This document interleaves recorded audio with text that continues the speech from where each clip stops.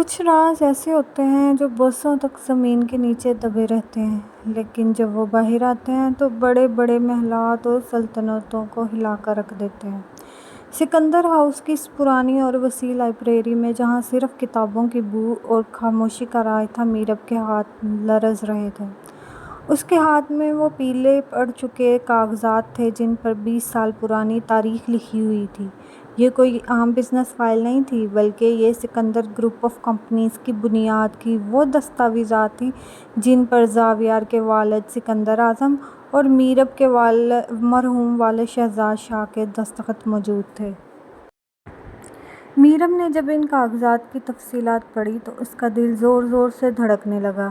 اس کے والد صرف ایک مڈل کلاس انسان نہیں تھے، بلکہ وہ اس بزنس امپائر کے 50% کے حصص دار تھے۔ 20 سال پہلے زاویار کے والد نے دھوکے سے میرب کے والد کے دستخط لے کر انہیں اس بزنس سے باہر نکال کر دیا تھا اور انہیں غربت کی دلدل میں دھکیل دیا تھا۔ میرب کی آنکھوں سے آنسو بہنے لگے، لیکن یہ آنسو بے بسی کے نہیں بلکہ اس سچائی کے تھے جو اسے اب ایک نئی طاقت دے رہی تھی۔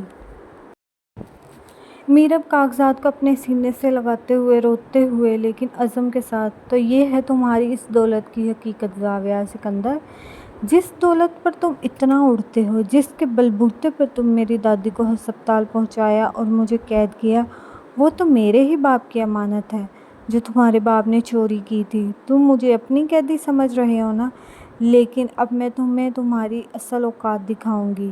اسی رات زاویار اپنے لاؤنج میں کھڑا کھڑکی سے باہر دیکھ رہا تھا۔ اس کے ہاتھ میں بلیک کافی کا مگ تھا، لیکن اس کا ذہن بالکل پرسکون نہیں تھا۔ میرب کو اپنے گھر میں قید کرنے کے بعد اس کا خیال تھا کہ اسے ایک فاتحانہ سکون ملے گا، لیکن ایسا کچھ نہیں ہوا۔ میرب کا وہ بے خوف چہرہ اور اس کی آنکھوں میں چھپی نفرت زاویار کو اندر ہی اندر بے چین کر رہی تھی۔ وہ جتنا اسے اپنے سامنے جھکانا چاہتا تھا، میرب اتنی ہی مضبوط نظر آ رہی تھی۔ اتنے میں سمیر لاؤنج میں داخل ہوتا ہے۔ اس کے ہاتھ میں کچھ رپورٹس تھیں۔ سمیر ادب سے سر جھکاتے ہوئے، سر، سٹی ہسپتال سے رپورٹ آئی ہے۔ میرب کی دادی کی حالت اب بالکل ٹھیک ہے اور انہیں جنرل وارڈ میں شفٹ کر دیا گیا ہے۔ اور سر، چھوٹے صاحب ایان اب بھی ہسپتال میں ہی موجود ہیں اور وہ وشال کا خیال رکھ رہے ہیں۔ زاویار غصے سے مگ ٹیبل پر پٹکتے ہوئے کڑک آواز میں، ایان کو بولو ابھی کے ابھی گھر واپس آئے۔ وہ سکندر خاندان کا چشم و چراغ ہے، کوئی چیریٹی ورکر نہیں ہے۔ اور میرب کا کیا حال ہے؟ کیا وہ لائبریری کا کام ختم کر چکے ہیں؟ سمیر: جی سر، ماسی سکینہ بتا رہی تھی کہ وہ 2 گھنٹے پہلے ہی کام ختم کر کے اپنے کمرے میں جا چکی ہے، لیکن وہ بہت خاموش تھی اور اس کے چہرے پر ایک عجیب سا اطمینان تھا۔ زاویار اپنی آنکھیں چھوٹی کرتے ہوئے اپنے آپ سے، اطمینان؟ ایک قیدی کے چہرے پر اطمینان کیسے ہو سکتا ہے؟ اس لڑکی کے دماغ میں ضرور کوئی نئی چال چل رہی ہے، مجھے خود جا کر دیکھنا ہوگا۔ زاویار تیز قدموں سے چلتا ہوا ویسٹ ونگ کے آخری کمرے کے پاس پہنچتا ہے۔ وہ گارڈ کو چابی دینے کا اشارہ کرتا ہے اور دروازہ جھٹکے سے کھول کر اندر داخل ہوتا ہے۔ کمرے میں میرب کھڑکی کے پاس کھڑی تھی۔ اس بار اس کے بال بکھرے ہوئے نہیں تھے، بلکہ اس نے اپنے دوپٹے کو اچھے سے اوڑھ رکھا تھا اور اس کے چہرے پر خوف کا نام و نشان تک نہیں تھا۔ زاویار کمرے کے بیچ میں کھڑے ہو کر طنزیہ مسکراہٹ کے ساتھ، مس میرب شہزاد، سنا ہے تم نے آج کا ٹارگٹ وقت سے پہلے ہی پورا کر لیا، اور تمہارے چہرے کی یہ چمک بتا رہی ہے کہ تم اس قید خانے کی عادی ہوتی جا رہی ہے۔ کیوں اب اپنی دادی کی یاد نہیں آ رہی؟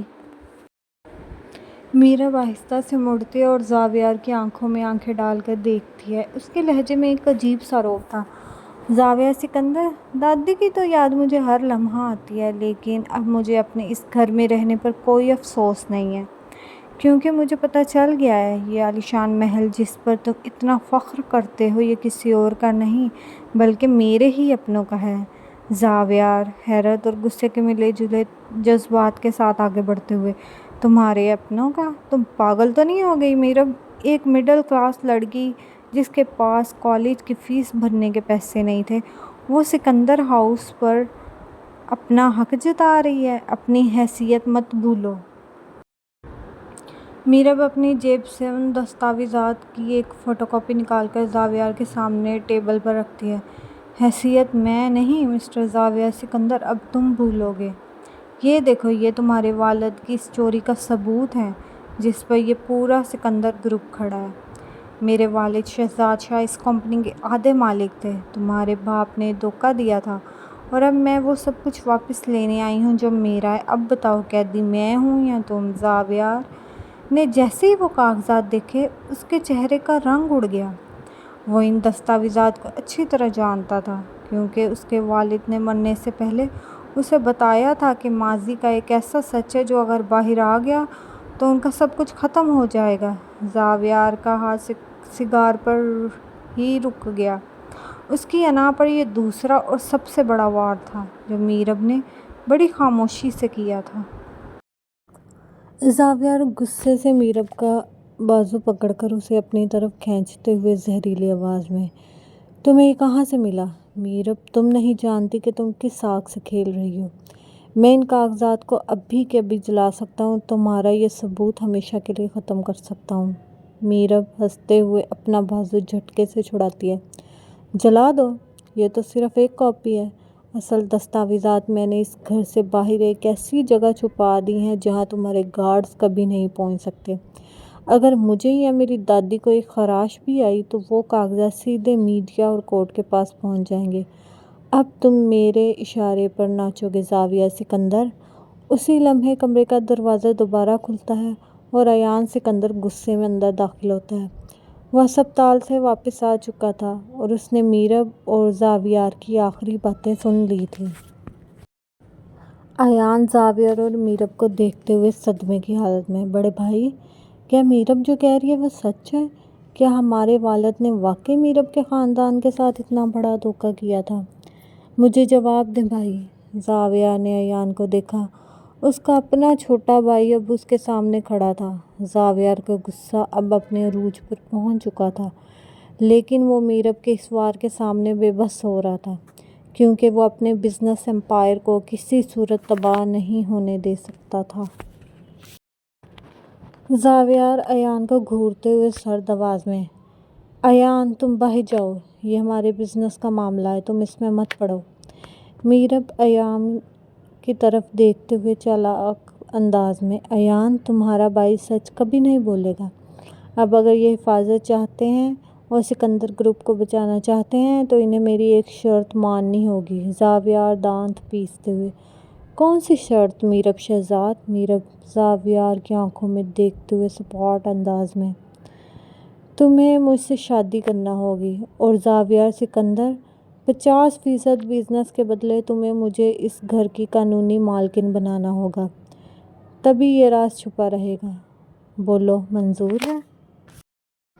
میرب کے اس آخری فیصلے نے زاویار اور ایان دونوں کے ہوش اڑا دیے۔ وہ لڑکی جو کل تک ایک قیدی تھی اب سکندر خاندان کی بہو بن کر اس گھر پر راج کرنے کا پلان بنا چکی تھی۔ کیا زاویار اپنی انا کو مار کر میرب سے شادی کے لیے ہاں کہے گا؟